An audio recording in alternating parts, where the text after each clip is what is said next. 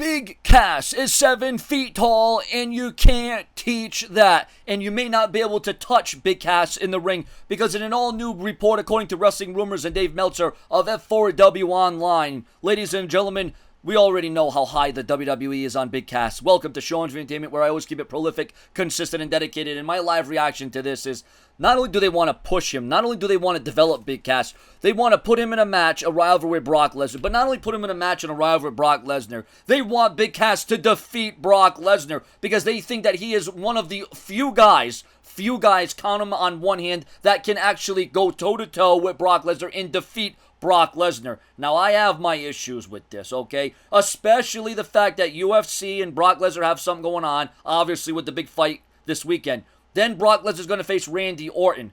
The only way that this could work is if Randy Orton defeats Brock Lesnar loses momentum, Brock Lesnar somehow starts questioning himself.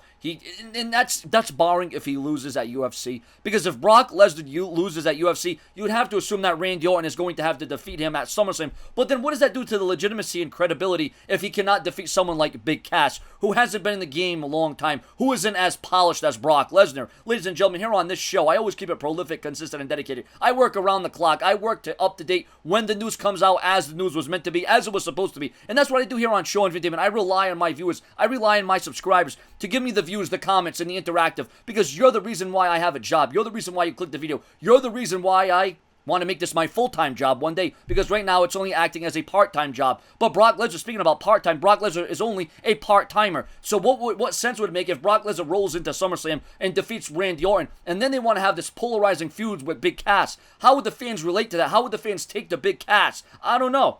I mean, I'm a fan of Big Cass, but I think it's too soon. That would be the biggest win of his career. I mean, it would almost mirror when Brock Lesnar defeated The Rock in 2002 at SummerSlam. It would mirror that so much that Big Cass, listen, I know Vince McMahon sees dollar signs all over Big Cass, but I still think he's too green. I still think he needs some developments, okay? Because when he was going by himself, when Enzo was on injury, he looked like, little tuning up, a little priming, so to speak. Listen, I'm not saying, if the match would probably be worth a watch. The match would probably be good. But to get a win over Brock Lesnar, that might be too much too soon. And could Big Cass handle the pressure of knowing that he defeated Brock Lesnar, a former UFC fighter? The fact that the WWE is even thinking about this, the fact that the WWE even has a Lesnar and Big Cass match on their radar, with Big Cass getting the win over Brock Lesnar, is absolutely, well, it's different.